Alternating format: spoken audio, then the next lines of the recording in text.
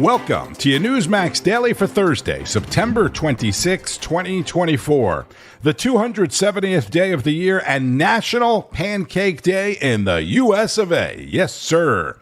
Millions of Americans in Florida, Georgia, and along the Panhandle bracing for the arrival of Hurricane Helene, expected to make landfall on the east side of the Florida Panhandle tonight as a Category 3 or maybe even 4 storm with winds of up to 130 miles per hour and massive storm surge. I got a bad feeling about this one. Hopefully I have a home to come back to. I hope when we come back, our house is still the same as it was, as we left it. Mandatory evacuations are underway as the National Weather Service calls it catastrophic and or potentially unsurvivable. Florida Governor Ron DeSantis. You're going to have both wind and water hazards from this storm.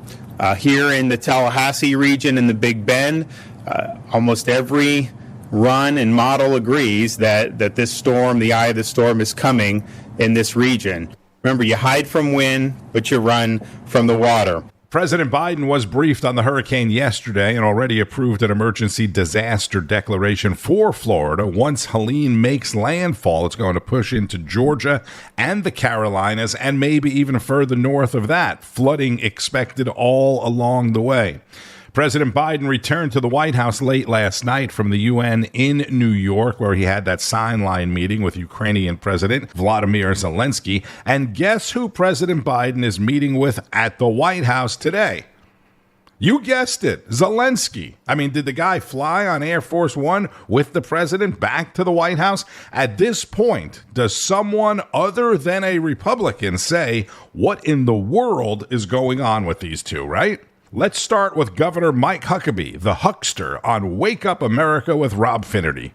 Let me ask you about Ukrainian President Zelensky and his, Benjamin Netanyahu, the Israeli prime minister, is not at the UN this week because he's got a lot going on in Israel right now. I feel like Zelensky's been here. I feel like he visited Disney. He's been here since, the weekend, basically campaigning for Kamala Harris, traveling around in a United States Air Force C-17 cargo plane. He went to Pennsylvania to a munitions factory, and Governor Shapiro was there autographing bombs that are going to be used by the Ukrainians to kill Russians. And then President Zelensky went out and said that J.D. Vance was too radical.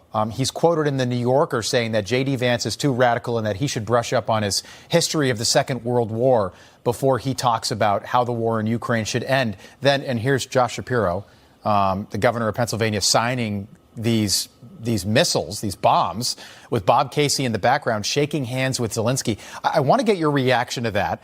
What it says to you that a foreign leader is now interfering in our elections, essentially campaigning for Kamala Harris and Tim Walz in a battleground state. Yeah. I mean, it's just bizarre. When have we ever seen this? Donald Trump has been accused of, having Putin on his side. Well, Putin is actually hoping for Kamala Harris. This is odd. You've got people on both sides of the war supporting Kamala Harris and Tim Walz. Why? Because they know Trump is a strong president. But I think it's outrageous that Zelensky, who has had billions of dollars from the United States, would inject himself into the American election. He really should sit this one out. And even if he does have an opinion, he needs to shut up and keep it to himself. He has no business trying to tell Americans how to vote. But the fact that he is telling Americans that he wants Kamala Harris might be a good reason for people to vote for Donald Trump. This is classic interference in an election. I wonder, where's Liz Cheney? Is she going to demand some hearings with her old colleagues in Congress about the intervention and the collusion and the injection of foreign influence in our elections? I doubt it. That's the hypocrisy that we face today. It's why Donald Trump needs to be elected. That's Mike Huckabee, who also shared an interesting take on the election. Do you think, and I've seen these yard signs that say Harris Walz, obviously, and I'm like that. I mean, to me, it's the most obvious decision right now, November the 5th, who you should vote for. But, Governor, do you think that the reluctant Trump voter, those people that in polite company at whatever, cocktail parties wouldn't admit to voting for Donald Trump? We saw it certainly in 2016, and it existed in 2020. I don't know. I've met, and I live in a blue state, but I've met people that have told me they are going to become first-time Trump voters in 2024. I don't know if that same reluctance exists right now like we've seen in the past. Well, I certainly hope that people are just assessing the situation for themselves. I can't imagine that they like what they see and they have any memory at all, unless they're gone full Joe Biden and can't remember life 4 years ago. They surely will remember that the economy was good. The average American family, Rob, they've lost $29,000 of spendable income. That's a huge amount. That's money they don't have thanks to the policies that have led to record inflation, higher prices, immigration that is out of control. This is an administration that has taken this country right off the road and into the ditch.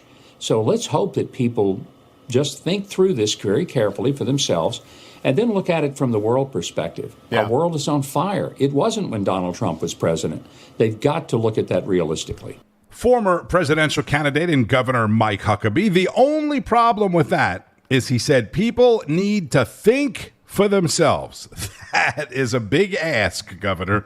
So Biden is back at the White House today, but the UN General Assembly is continuing in New York. More from Rob Schmitt. Welcome to Rob Schmitt Tonight. The United Nations convening its General Assembly this week. This once great organization, now corrupted and totally ruined, now mostly exists to amplify and validate some of the most toxic governments and dictators all around the world. At the UN, the Saudis chair the Commission on Women's Rights, and China is on the Human Rights Council, so that's an indicator of where they are. The fact the headquarters is in Midtown Manhattan is a national embarrassment and has been for a long time.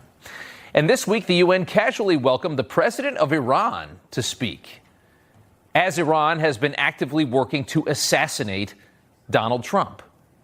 Masoud Pezeshkian is his name, and he actually laid out exactly why his country is working to assassinate Trump as Trump runs to be our next president, and he did so in the comfort of New York City.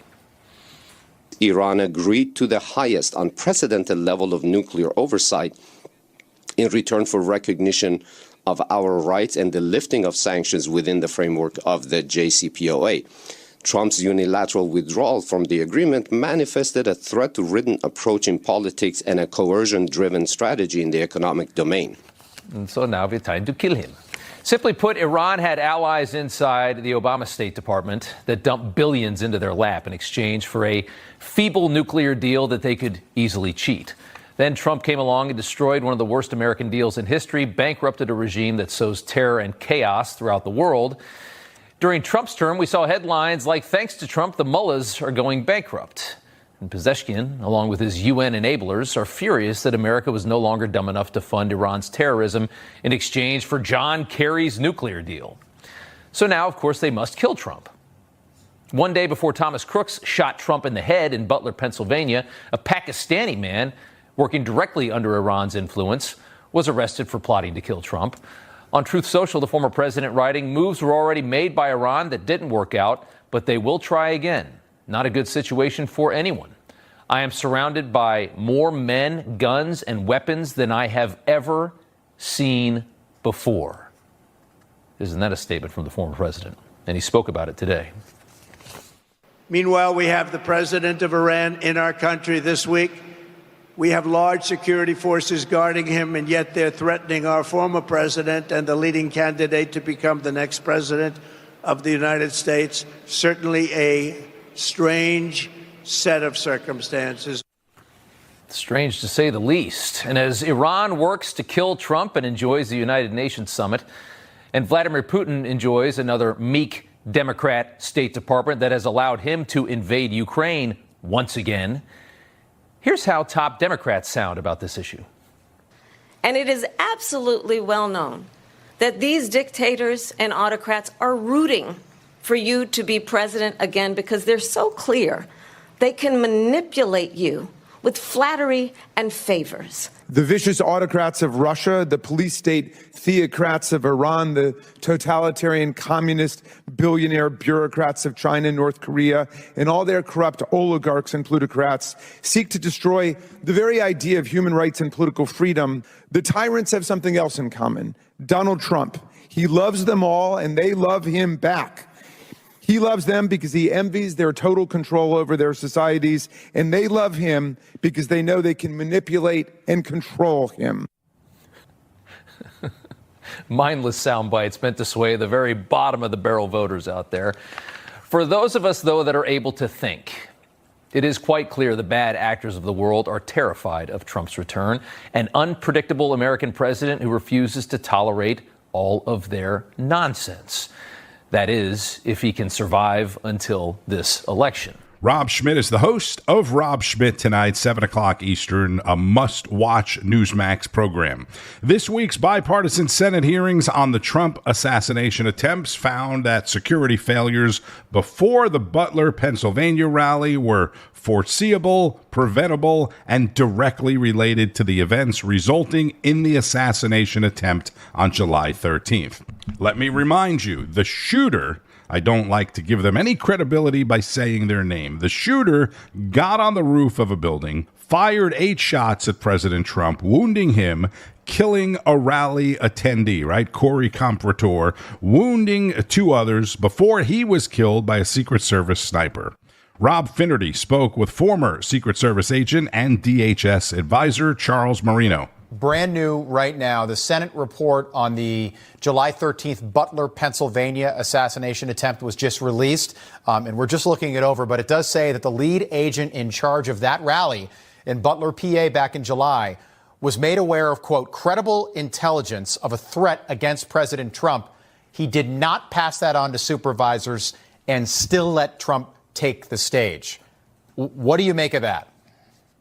Inexcusable. I mean, I just cannot believe the breakdown in information sharing and overall communications that took place in both the lead up and on that day in Butler, Pennsylvania. And I don't think many in the Secret Service can understand it either. People need to be held accountable. This is serious work, and they need to get this right 100% of the time. And this kind of stuff that we're reading in the report just cannot happen. Yesterday, the president of Iran, Charles, addressed the United Nations. Joe Biden did not deny the Iranian president the opportunity to travel to America and then be protected by taxpayer-funded security agents and members of the Secret Service protecting the Iranian president while there are active threats against Donald Trump's life from Iran and the leadership in Iran. Charles, why was he given the platform yesterday? Why was he not denied the ability to address the UN, given what's going on between the Iran and the United States and the credible threats against Donald Trump's life from Iran? Yeah, look, President Biden continues to make the wrong decisions over and over and over again. And this is no surprise. He just cannot get it right, no matter how apparent it is. In this type of situation, both in the Middle East and what's going on with former President Trump, the Iranian president should have been denied access from arriving in the United States. Once they say yes, that he's able to come into the country and speak at the UN, the Secret Service is going to be tasked with protecting the Iranian president as the official head of the country, no different than the other 139 leaders that are coming into the United States to be protected. But in this type of situation, especially when you incorporate the nuclear issue and how close Iran is reportedly to obtaining a weapon, this was not the right time for this president to be able to come into the country and further incite. All right, Charles, you're looking at, these are protests outside the 5-star hotel that the Iranian president was staying at last night. These are the protests there. So just to connect the dots here, and stop me if I'm wrong, but the U.S. Secret Service was forced to allocate resources that could be allocated to Donald Trump to New York City to protect the person that wants Donald Trump dead. Am I right there? Exactly right. Okay. Do we not see any problem with that? It's the contradiction of all contradictions. And again, this is a weak administration, an administration that knows nothing other than appeasement. They refuse to put their foot down against our adversaries. They'll willingly do it against our allies, but they won't do it against our adversaries. I mean, for the past 3.5 years, we've seen this play in and day out, and it's unbelievable. And yes, essentially, Secret Service resources are being tasked with protecting the person, in part trying to kill former President Trump. Former Secret Service agent and former Department of Homeland Security advisor Charles Marino on Wake Up America.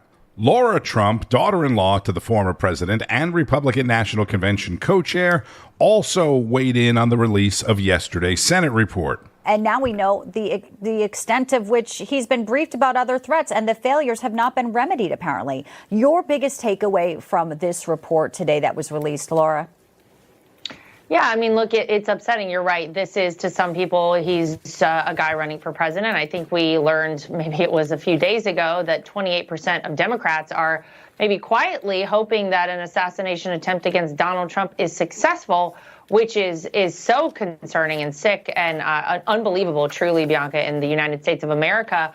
But I think what we've seen is that clearly there were epic failures. Clearly, the more information we get, I think the more concerned people continue to be. Now, I was at the rally. You just showed a video there with my daughter, Carolina, and my son, Luke. Eric and I took them to my hometown of Wilmington, North Carolina, with my father-in-law over the weekend.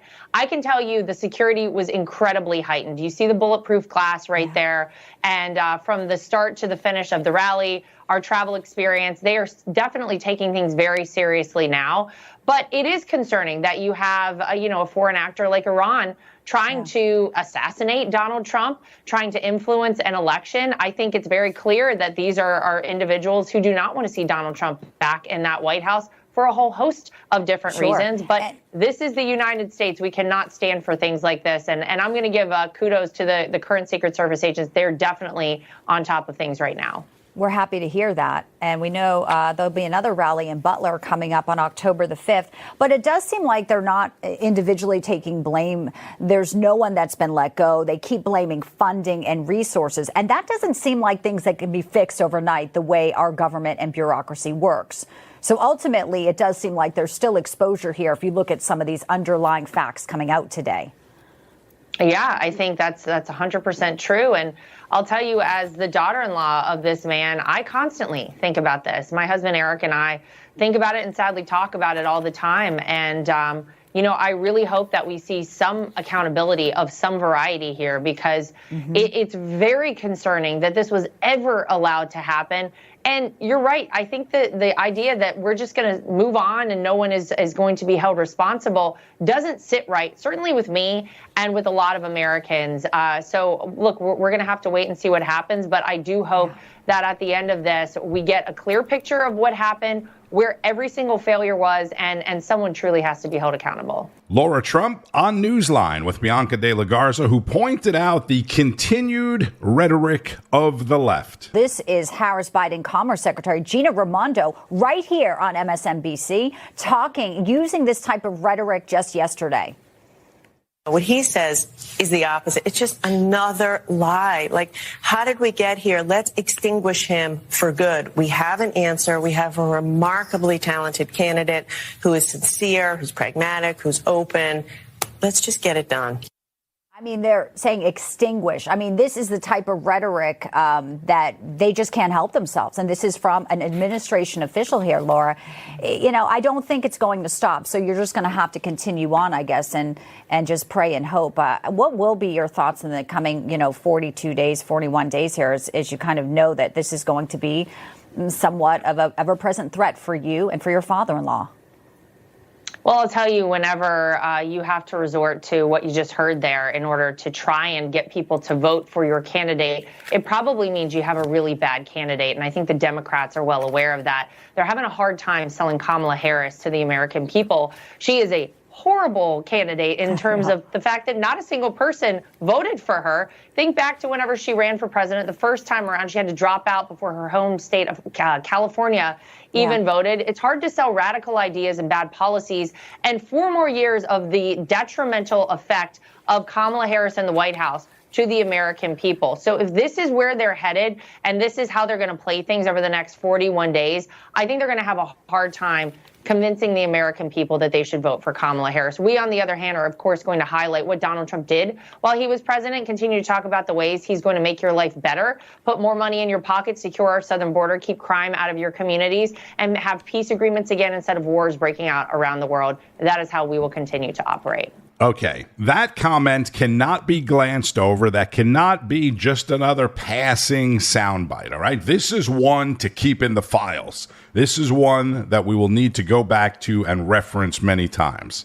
Commerce Secretary Gina Raimondo saying, let's extinguish him for good. There is nothing else that means. She could have said, keep him out of office, this is why Harris must win, or we can't let him win, etc., etc. There's like 100 things she could have said, but she said, let's extinguish him for good. Remember when President Biden, the Democrats, and the mainstream media were all losing their minds about Donald Trump saying there will be a bloodbath in the car industry if Biden wins re-election? They still bring that up, even though it is clear that he was talking about the auto industry. But they put that in there with Charlottesville, January 6th, and everything else. Let's extinguish him. Well, let's see what any of them will say, if anything, about that. Last week, you may recall, Greg Kelly talked about how conservative media needs to keep sounding the alarm. They need to keep pounding the table, right? That was featured in the Newsmax Daily. This would be something to keep sounding the alarm about. If someone brings it up, they'll probably write it off as a poor choice of words or something like that. Speaking of which, there's a lot of talk today about Vice President Harris's cupcake interview on MSNBC with Stephanie Ruhle last night, who just a couple of days ago said this about President Trump. I just said I'm not going to vote for her. Kamala Harris is not running for perfect. She's running against Trump. We have two choices. And so there are some things you might not know her answer to. And in 2024, unlike 2016 for a lot of the American people, we know exactly what Trump will do, who he is, and the kind of threat he is to democracy. There it is again. Threat to democracy. As Rob Finnerty pointed out earlier, the Biden-Harris administration is using resources that we were told we do not have to protect the leader of Iran, the world's leading sponsor of terror, right now in New York. It doesn't matter what Kamala Harris or anyone else's policies are, or if they even have policies. Don't worry about that now. You must vote for them so Donald Trump does not win. And this is Vice President Harris in last night's interview on MSNBC explaining why she chose Tim Walz as her running mate. Probably the biggest gut decision I've made most recently is to choose my running mate. Yeah. There were lots of good, incredible candidates. And ultimately that came down to a gut decision. Well, that would have to make you wonder how she is going to make decisions as the president and how good those decisions are going to be.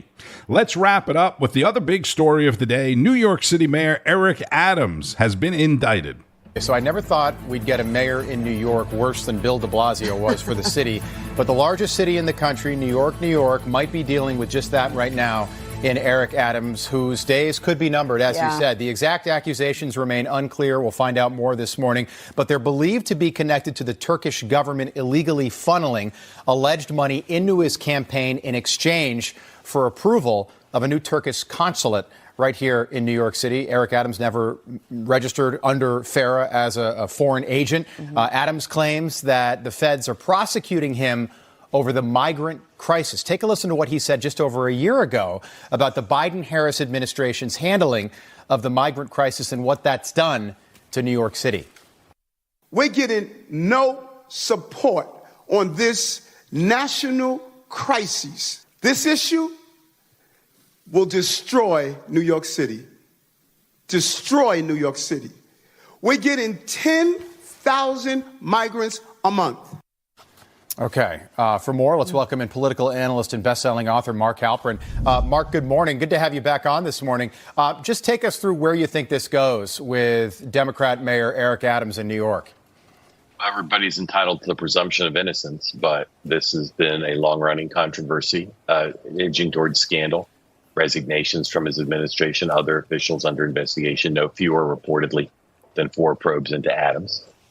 There are many people in this city who have been suspicious of him as someone who would toe the line and adhere to the rules and laws of the United States before he even was elected mayor, and skepticism that he would be able to do the job without getting into trouble. And if he is indicted today, as everybody expects, I assume he'll be out of office by the end of the year, maybe even much sooner, and this will be a wide open race to govern this city. Do you think he resigns then? Do you think he leaves willingly, or do you think he's pushed out? I know that he's surrendering to authorities early next week. Well, there is a way for the governor of the state to try to remove him, but it's a pretty complicated process. I suspect he thinks he can hold on to power and use that as a bargaining chip and then sort of plea bargain with prosecutors. But my guess is that the city, its federal, state, local officials will all en masse call for him to resign once the indictment's unsealed. And I suspect that he will. Yeah, and, look, New York is one of these states that is a very, very blue state, like California and Massachusetts, I suppose. But we keep hearing about the lieutenant governor down in North Carolina, Mark Robinson, and how that could impact Donald Trump in a battleground state. And if Eric Adams is forced out before Election Day, what would that mean for this state? We're not talking about Buffalo or Albany here. We're talking about one of the biggest cities in the Western Hemisphere, the biggest in America. And if the mayor is forced out, the Democrat mayor is forced out before Election Day because of, by the way, the same scandal that Hunter Biden was accused of, not registering as a foreign agent. We'll find out more when the indictment is unsealed later this morning. Does that mean that New York could be back in play? Because many say that if New York City weren't a part of New York, New York's a red state. If you go north and west into the state, travel to the Finger Lakes, travel into the Hudson Valley, there's a lot of Trump signs up in those areas. Could this put New York back on the map for Donald Trump? And also, could we see a Republican take over in New York City? It's been a while since that's happened. 956-word question, 3-word answer. No and no. Why not, Mark? Mark, give us the Why could a Republican not become mayor? The Republican become mayor, I think could happen. Because that's just a knee-jerk reaction to a scandal like this, right? Well, I think it could in the abstract. The city registration is like 7 or 8 to 1 Democrat. I think Andrew Cuomo will get in the race and it'll be very formidable as a Democrat. He'll raise a lot of money, have a lot of political support. And I just don't know of the Republican who would be able to win with the resources to beat somebody like that. Political analyst Mark Halperin on this morning's Wake Up America with Rob Finnerty and Charlotte McBride. Andrew Cuomo, by the way, may get indicted himself as the congressional panel investigating the COVID-19 pandemic has released evidence suggesting witness tampering and obstruction of justice by Cuomo. Maybe Chris Cuomo should run. I mean, he'd be sacrificing a lot of money from the media, but I could actually see people voting for him. By the way, Vice President Harris is also back at the White House today and will be delivering remarks alongside President Biden this afternoon on gun violence. Republican vice presidential nominee J.D. Vance made a stop in my hometown of Orlando, Florida yesterday for a private fundraising event, which I'm sure raised a lot of money. Mandatory donations for the luncheon, I got to see the invite, ranged from $5,000 per couple to attend all the way up to $100,000 for a host committee. On Wall Street, stocks opened well into the green this morning. Things are off and running. And if you're a baseball fan, some history today. The Oakland A's will play their last game at the Oakland Coliseum this afternoon before moving to Sacramento temporarily and then Las Vegas once a stadium is built in Vegas. The Coliseum was the place of Catfish Hunter's 1968 perfect game, Ricky Henderson's stolen base record, Jose Canseco, and more. Be sure to keep up with all of the news all day long on Newsmax, Newsmax.com, and Newsmax Plus. Simply go to NewsmaxPlus.com to get signed up. Get all of your favorite shows like The Record with Greta Van Susteren, Rob Schmitt Tonight, Carl Higbee on Frontline, Newsline with Bianca De La Garza, and more. I'm Tony Marino. Thank you, as always, for checking out the Newsmax Daily Podcast. Share it with your friends and family. Make sure you subscribe on whatever podcast platform you're listening to. I would appreciate that. And keep on fighting the good fight. News breaks every minute, every day. You need the app, the Newsmax app. Find it free on your smartphone store. Then watch us anytime, anywhere. Information. Truth is freedom. Is